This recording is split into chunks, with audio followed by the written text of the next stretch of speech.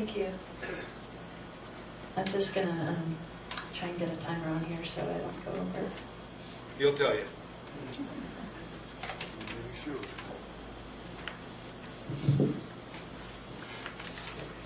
Well, thanks everyone. Thank you very much to Divide Ranch and Club for hosting this event tonight. These are very comfortable, very classy digs. The chili was wonderful.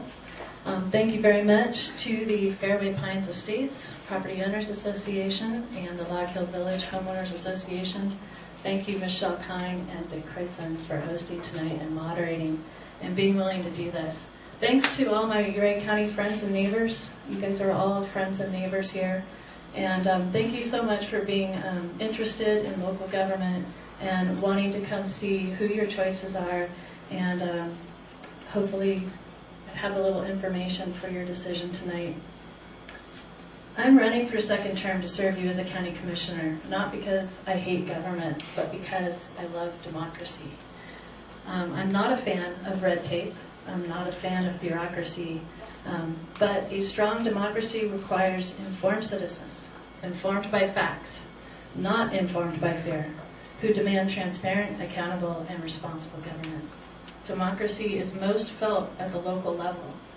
In other words, we feel the choices that our local elected officials make with regards to land use and planning and budget most at this level, right here at home.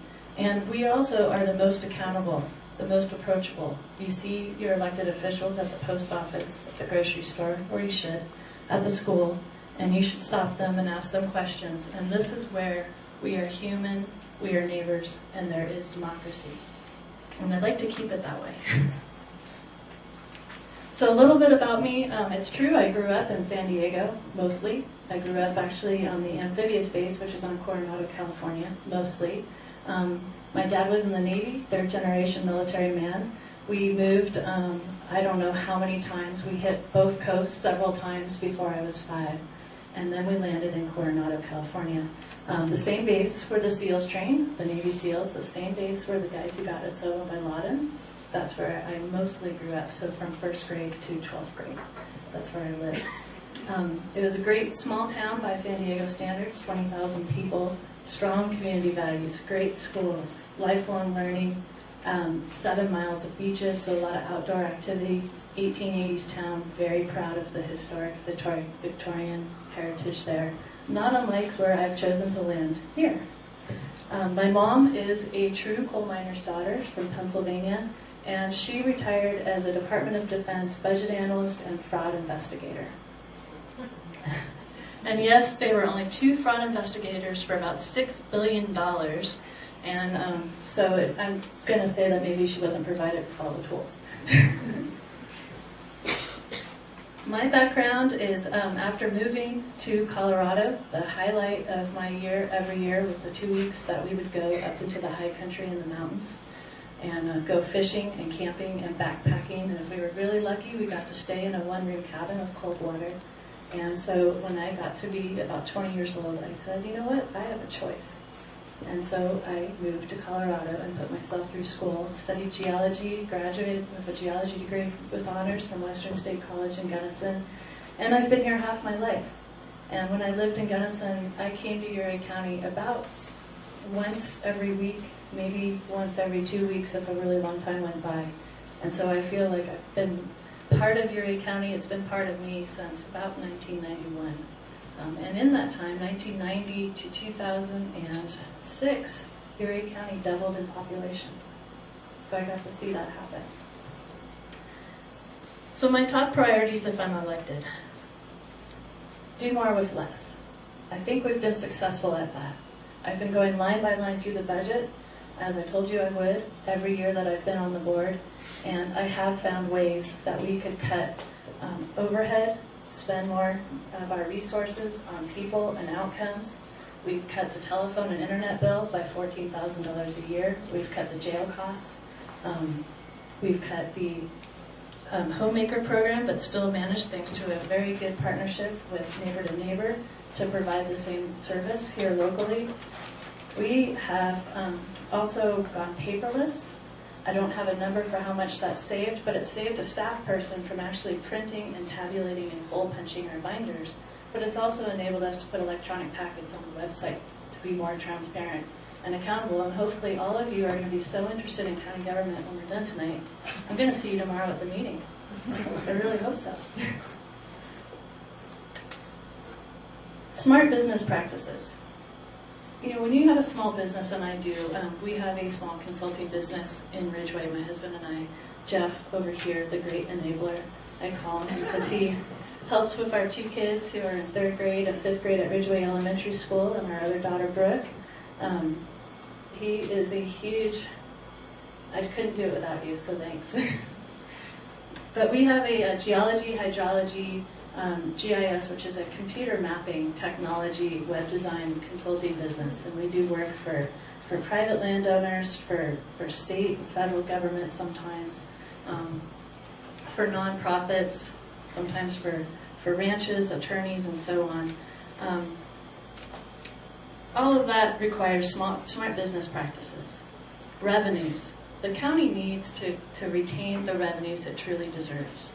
So that doesn't mean property taxes, which are falling and have fallen 13.5% since I've been in office, and we have found the efficiencies to continue doing business very well. What I'm talking about are things like the payment in lieu of taxes, the federal forest funds, those funds that come from the federal government because half our lands are not taxable in Ouray County. We need to fight for those funds. They equal, it's something close to 12 or 13% of our road and bridge budget each year. They're very significant funds. We need to also keep looking to the state to get reimbursed appropriately. I noticed that San Miguel County was getting a lot more reimbursement from the state for its social services department, and Ouray County wasn't. When we share our social services, 45% is Ouray County's and 55% is San Miguel County's. That's a way that we save money. We share. We share the talented individuals across the board that way. So we found a way to find that audit and get double the money starting next year. So revenues, that's something that you do in your business. Unfunded mandates, those cost you money, and we want to reduce those. And I think I've been very successful at identifying and working with partners east and west, big and small, counties across the Colorado through Colorado counties, to actually reverse some of these unfunded mandates. We've successfully fought some from actually even getting implemented. The reversing is really nice when you can, and you'll probably hear a little bit more about a REAL initiative, which stands for Responsive, Efficient, Accountable, Locally Driven Government, which is all about working to fight unfunded mandates that are a big burden on local government. And internal policies. The personnel manual is actually written by our county administrator, who's still there, and she is great with the budget. Personnel manual, I believe, is a living, breathing document. It's 10 years old. Time to modernize, time to make sure we're still in compliance with state and federal statutes, time to make sure we're doing best management practices. So we're looking at a lot of internal policies, actually, everything from IT to sheriff to EMS. EMS actually has been upgraded while I've been on the board. New personnel policies, actually under returning review right now. We should have that rolled out, I believe, by the end of the year. Top strengths. I believe I'm a multidimensional candidate. If you get to know me, you'll see that I'm interested in a lot of different aspects of your local government. I'm not just interested in one thing. If you look at our agendas, there are a ton of different topics. We have road and bridge, social services, public health, sheriff, health, safety, welfare, and again, all the things I mentioned. Land use. I'm going to highlight, I guess, a couple of initiatives that I have already brought to the job. How about wireless emergency notification service? Who signed up for that? You get a text message on your phone. If you're not signed up, it's free. One more minute. Thank you. This is a way of the county doing effective community outreach, but also letting you know when there are hazards or there could be a fire. It might be something as simple, the road is very icy, there's a big accident. Could you alter your plans if possible? Those sorts of things. Controlled burns, smoke. We want to bring down our cost of dispatch, and we found that people were calling dispatch to find out where the smoke was. So through WENS, if people know that it's just a controlled burn, they don't have to call dispatch, and that means that over time, our ratio of dispatch calls to other partners who share the dispatch costs, we'll reduce that overhead. It's a significant overhead for us. But in the meantime, we have wins. Just real quick, thoughts on agriculture and mining, extremely important. Those are our heritage industries. Those are our frontier industries. And you're going to hear me say for the third time at the third forum, I'm a geologist. I'm in favor of hard rock mining in the historic mining districts using best management practices. Thank you.